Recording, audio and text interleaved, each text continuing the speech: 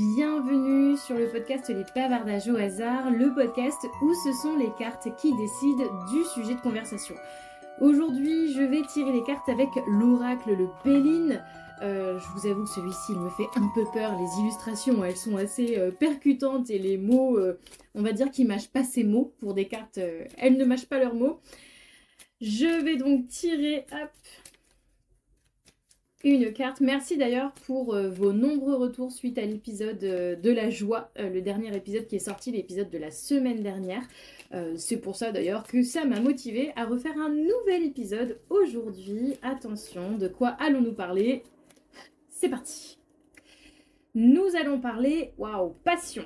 Alors, c'est la carte passion au pluriel qui est sortie. Nous avons, si je vous décris l'image, mais bien évidemment vous l'aurez vu dans la miniature du podcast, nous avons une espèce de, on va dire, de coq. J'ai envie de dire que c'est un phénix, vu qu'on a une passion un peu brûlante. On a le symbole féminin, on a deux cœurs avec des flammes, on a des flèches qui percent ces deux cœurs. C'est la carte numéro 31.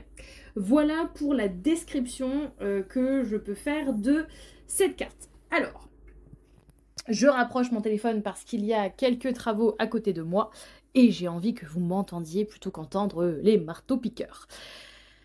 Si je devais interpréter la carte pour moi, ou en tout cas vous parler de ce que je ressens quand j'ai envie de vous parler de passion, eh bien j'ai un peu envie de vous dire que par rapport à l'épisode de la semaine dernière sur la joie, ça se rejoint, ça se rejoint un petit peu, même beaucoup. Mes passions. Alors, si je devais vous parler de mes passions, je pense que déjà, on pourrait parler du théâtre. Le fait que j'aime jouer, j'aime être dans des pièces, j'aime interpréter des personnages. Ce qui m'emmène vers l'écriture, j'aime raconter des histoires, j'aime partir dans des mondes un peu féeriques, un peu imaginaires. J'aime aussi dessiner.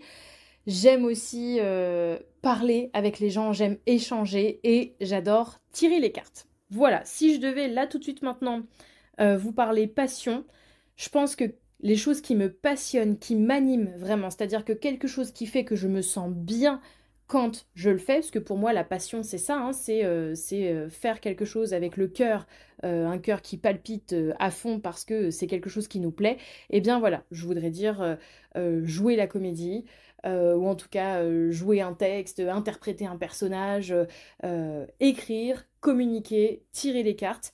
Et c'est pour ça que j'ai la chance, et je vais mettre des guillemets au mot chance, de faire un métier qui me permet de cumuler toutes ces passions. Je suis coach en ligne. Je mélange la sophrologie qui permet de faire des méditations et donc de raconter des histoires. Dans mes coachings, j'utilise les cartes. Donc forcément, la passion tirage de cartes, elle est cochée plus.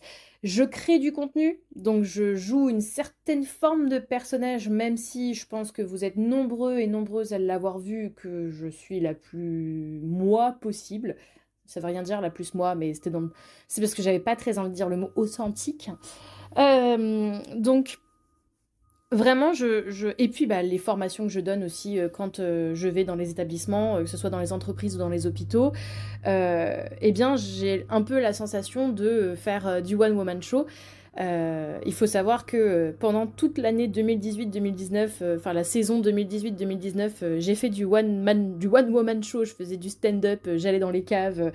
Et en fait, je pense que cet exercice, cette discipline, c'est ce qui m'a permis de complètement apprendre à me ficher du regard des autres. C'est-à-dire que autant avec le théâtre, je me fichais un peu de ce que je représentais parce que j'étais protégée par un personnage. Autant là, le stand-up, c'est vous arrivez, vous racontez votre vie, vos échecs, vos difficultés, et c'est ce qui fait que les gens rigolent, puisque on raconte rarement des choses qui se sont bien passées pour faire rire les autres. Donc, je pense que si j'ai tiré la carte passion, c'est parce qu'on est au mois de juillet, et que en général, juillet-août, je repose les bases de mon année, parce que pour moi, je le dis très souvent, mais l'année ne commence pas le 1er janvier, pour moi l'année commence à partir de début septembre. C'est un peu ma rentrée scolaire à moi, j'ai un peu gardé ce rythme-là. J'ai plusieurs cycles de démarrage et de redémarrage, donc j'ai vraiment la rentrée, on va dire, professionnelle pour moi, c'est à partir du 1er septembre. Donc, tout juillet, août, là où ça ralentit, eh bien, je pose un peu les bases de qui j'ai envie d'être à la rentrée professionnellement. Qu'est-ce qui m'anime? Qu'est-ce qui me plaît moins? Quelles opportunités j'ai l'impression d'avoir loupées? Je fais vraiment des bilans comme ça et je vous invite à le faire si vous voulez voir professionnellement, si vous êtes toujours aussi épanoui ou pas et qu'est-ce qui pourrait s'améliorer. Eh bien, je vous propose de vous poser et de vous dire, bah voilà, toute l'année, là, de juillet 2024 à juillet 2025, j'ai peut-être eu tant d'opportunités, des opportunités auxquelles j'ai répondu par la positive, des opportunités auxquelles j'ai répondu par la négative. Qu'est-ce que ça m'a apporté d'avoir dit oui? Qu'est-ce que ça m'a apporté d'avoir dit non? Est-ce que je regrette? Est-ce que je regrette pas? Enfin voilà, et de faire un peu le point. Et ensuite, de vous poser la question de qui je suis professionnellement. Vraiment pas qu'est-ce que je veux faire ou qu'est-ce que, je sais pas, qu'est-ce que j'ai accompli ou on n'est pas encore là, on n'est pas encore dans les réussites. On est d'abord dans qui je suis professionnellement. Quelle étiquette je m'autocolle sur le front quand je me présente dans ma posture professionnelle? Qu'est-ce que j'ai envie de donner comme information? Et en fait, ça me permet voilà, de faire le point et de me dire, par exemple, là, à la rentrée, je sais qu'il y a des opportunités professionnelles que j'ai eues fin juin, début juillet. Je suis encore en train, en pourparler avec moi-même, de savoir si oui, sinon je les accepte ou pas. J'ai plusieurs choses qui me sont tombées dessus là récemment. Eh bien, au lieu de voir ce que ça peut m'apporter financièrement, je me pose d'abord la question de savoir est-ce que ça va me passionner? Est-ce que ça répond bien à l'intégralité de mes valeurs? Et donc ça, c'est pareil. Si vous ne connaissez pas vos valeurs, vous ne vous connaissez pas. Ça n'engage que moi, mais je vous invite vraiment à trouver vos 5 valeurs piliers. Vraiment un peu, même 4, ça suffit, c'est un peu vos valeurs boussole. Si ça vous intéresse, vous pourrez mettre en commentaire je veux bien en savoir plus sur la boussole et je vous enverrai un exercice sur les valeurs, justement. Ça peut vous aider. Justement à trouver quelles sont vos valeurs et à comprendre en fait comment vous fonctionnez, ça va vous donner vos points cardinaux et donc votre boussole. Donc moi je sais que mes valeurs je les connais parfaitement et sachez que mes valeurs évoluent avec le temps et c'est normal, plus on évolue, plus on apprend et plus on positionne, on n'a plus les mêmes priorités. Donc, je pense que c'est aussi pour ça que cette carte, elle est ressortie, parce que je fais le point un peu sur est-ce que je suis toujours autant passionnée par mon travail? En tout cas, là, moi, c'est ce que je vous dis, pour ma rentrée de septembre, ma priorité, c'est est-ce que je suis toujours autant passionnée par mon travail? Ensuite, si la réponse c'est oui, eh bien c'est est-ce que mon travail me le rend, entre guillemets, le rend, autant que la passion que j'y mets, que le temps et l'énergie que j'y mets? Est-ce que je suis satisfaite de ce que ça me renvoie? Alors du coup, ça va être soit en termes de, on va dire, reconnaissance personnelle, soit en termes financiers, soit en termes de fatigue. Est-ce que j'ai envie de continuer sur le même rythme? Est-ce que c'est cette passion? Est-ce qu'elle est toujours à un feu qui est nourricier ou est-ce que c'est un feu qui me détruit de l'intérieur parce que je suis tellement dans ma passion que je m'oublie? Voilà. Les personnes qui me connaissent, elles savent qu'il va y avoir des choses, qu'il va falloir que je réduise la voilure sur certaines choses parce que je vous parle encore de mon entorse, mais la semaine, il y a 15 jours, je me suis fait une entorse. Je pense que ce n'est pas arrivé par hasard. Je pense que j'avais trop tiré sur la corde, je me suis trop donnée. Et donc maintenant, voilà, je fais le point. Juillet, août, toutes les choses se calment. Il y a de moins en moins de personnes qui travaillent. Les personnes sont envie de se prioriser sur leurs vacances, donc tant mieux, comme ça, moi aussi, ça me permet de faire le point avant moi-même de partir en vacances. Ensuite, justement, dans l'aspect passionnel des choses, eh bien, c'est est-ce que parfois j'ai pris la direction plus par le cœur que par l'esprit? Est-ce que j'ai pris des décisions? Et là, on va partir...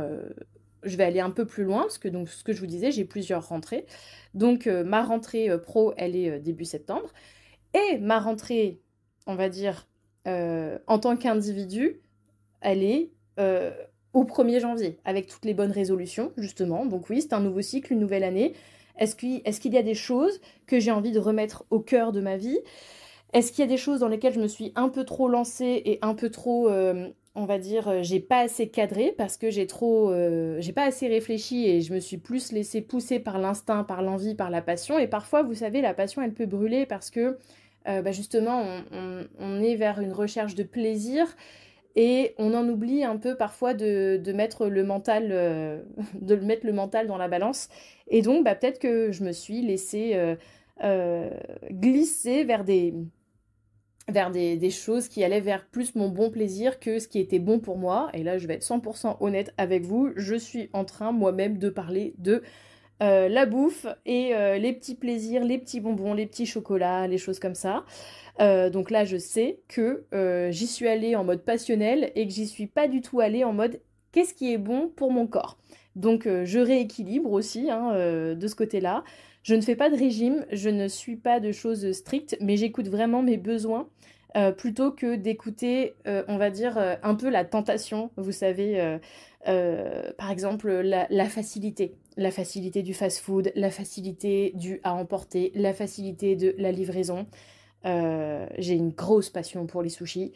Et donc, je sais que parfois, et mon corps et mon porte-monnaie me disent, écoute Solène, ta passion pour les sushis, c'est cool, mais à un moment donné, il va falloir apprendre à te, on va dire, restreindre un peu.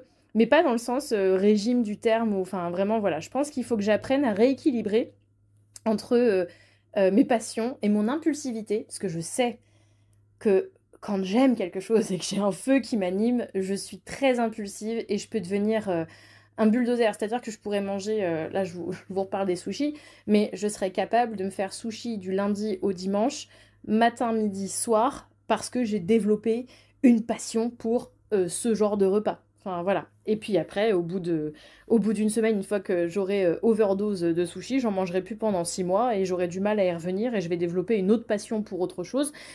Donc voilà, je pense que cette carte, pour moi, elle est sortie aussi comme une petite alerte en disant, il faut savoir doser, il faut savoir trouver le juste milieu entre le feu de la passion qui nourrit et le feu qui brûle, justement. Euh, donc voilà, pour le point, ce que je pouvais vous dire sur les passions. Après, bien évidemment, dans les relations également, hein, c'est pareil, le côté un peu passionnel des choses, c'est-à-dire que je sais que cette année, par exemple, je fais vraiment, pour moi, un juillet-août, c'est un bilan. Hein. Donc là, vous avez le bilan en direct. Vous êtes en train de rentrer dans ma tête et dans mon introspection. J'ai fait plein, plein, plein de rencontres entre juillet 2024 et juillet 2025. Et en fait, je sais que ces rencontres, ça a été un petit peu pour moi la leçon. Parce que avant, quand je rencontrais quelqu'un, j'y allais en mode passionnel, justement. C'est-à-dire que, amicalement parlant, si je partais du principe qu'on s'entendait bien, je me donnais à 200% et j'avais envie qu'on parle tous les jours. Et en fait, je donnais énormément. Et ça a pu faire peur à certaines personnes qui m'ont fermé des portes, vraiment, limite porte blindée, avec une petite lorgnette à regarder en disant mais elle va pas nous foutre la paix celle-là. Et en fait, j'ai eu quelques leçons hein, de juillet 2024 là à juillet 2025 sur des personnes qui m'ont donné la sensation que le feeling était bien passé et en fait qui du jour au lendemain ont moins donné de nouvelles ou m'ont lâché des vues. Ça a été assez blessant, mais je me suis remise en question. Et ce qui fait que courant 2025, j'ai eu des nouvelles rencontres et je marche un peu plus sur des œufs, je vais moins dans la passion, je vais plus dans la découverte, j'apprends plus à vivre au rythme des autres également. Alors je ne me travestis pas, je ne fais pas des choses que je ne veux pas faire, mais j'apprends à donner plus lentement, avec parcimonie, parce que moi-même, en fait, ça m'évite de trop donner et ensuite de disparaître, par exemple, parce que, bah écoutez, hein, la façon de faire une chose, c'est la façon de toutes les faire. Donc j'apprends à 35 ans, à me faire des amis de 35 ans, de 40 ans, de 30 ans, de 25 ans, peu importe. Mais c'est vrai que ma manière de nouer des relations, elle est totalement différente euh, par rapport à ce que j'ai pu être dans les années passées. Et donc, bah, c'est forcément à cause des petites déconvenues que j'ai eu à connaître. Qu'est-ce que je peux vous dire d'autre sur les passions? Alors oui, ma troisième rentrée, justement, c'est au printemps. Alors ça fait très peu de temps hein, entre chaque rentrée, mais quand le printemps redémarre, en fait, c'est quels sont les nouveaux objectifs que j'ai envie de me fixer, les objectifs de vie en fait. Donc vous voyez, il y a à la rentrée, 1er septembre, qui professionnellement j'ai envie d'être. Ensuite, au 1er janvier, c'est quelles sont les nouvelles habitudes que j'ai envie d'avoir. Et au printemps, c'est quels sont les grands objectifs, justement, que j'ai envie de me donner pour l'année d'après, en fait. Et donc, en gros, professionnellement, ça découle, en fait, puisque j'ai des grands objectifs que je me fixe au printemps. Ça me motive et je me dis, bah tiens, comment je vais pouvoir les atteindre? Eh bien, forcément, parce qu'en plus, la plupart du temps, mes objectifs sont vraiment en termes d'accomplissement personnel, et mon accomplissement personnel, de mon côté, passe par mon entreprise et la fierté de l'emmener là où j'ai envie de l'emmener. Donc, bah forcément, c'est plus facile pour moi de venir faire découler des objectifs professionnels dans la foulée. Et ensuite, je me rends compte que de toute façon, l'entrepreneuriat, après, le salariat peut-être aussi, mais là, je vous parle vraiment parce que moi, je fais le rapprochement depuis que j'ai mon entreprise. J'ai plus facilement vu le lien entre ma manière de mieux travailler en tant qu'entrepreneur que salarié ou en tout cas quand j'étais fonctionnaire. Donc, je vais vraiment parler de mon point de vue. Peut-être que vous, en tant que salarié, vous allez vous rendre compte que c'est exactement la même chose et que ce que je vais vous dire, c'est bateau. Mais pourquoi, à partir de janvier, je reprends, on va dire, les bonnes habitudes? C'est parce que déjà, il faut savoir que la période novembre-décembre, je ressens le besoin d'hiberner, je me coupe un peu de tout le monde. Donc janvier, je recommence à faire un peu surface.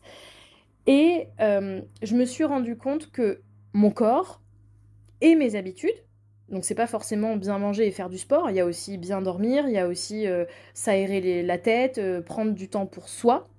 Et bien en fait, ça fait de moi une personne plus compétente parce que mon cerveau est plus alerte. Donc plus je vais faire attention à ce qui convient pour mon corps comme alimentation, combien de temps j'ai besoin de dormir, combien de litres d'eau j'ai besoin de boire par jour, bah c'est mon moteur, c'est ma machine, et donc ma machine va m'emmener vers les objectifs.